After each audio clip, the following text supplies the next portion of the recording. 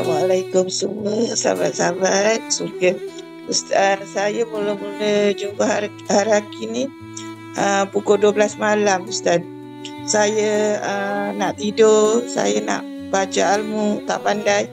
Saya buka surah-surah tu lah, ikut YouTube. Lepas tu saya select dekat TikTok ada Ustaz Zakaria.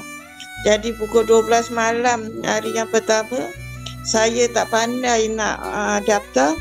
Hari yang kedua anak saya balik kerja, saya terus panggil dia, cakap tolong daftarkan saya kat sini. Saya cakap macam tu. Habis anak saya tu daftarkan. Esok paginya tu Ustazah kasih appointment dengan saya. Pukul berapa yang nak dia call saya. Saya cakap pukul 8.30 pagi.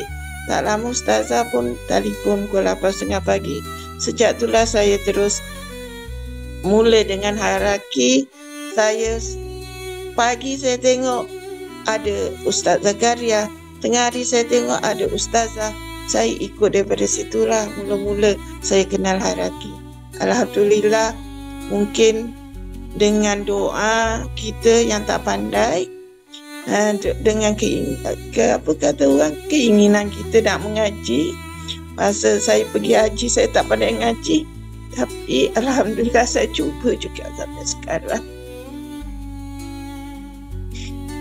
Saya harap Ustaz dapat bimbing saya. Ustaz pun banyak membantu kawan-kawan. Tak ada seorang pun yang ketawakan ataupun macam menyelah air muka, tak ada. Semua membantu. Alhamdulillah, terima kasih semua yang ada kat dalam grup ni. Kita sama-sama membantu.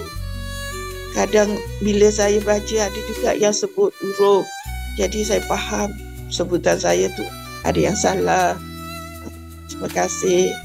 Tak ada masalah.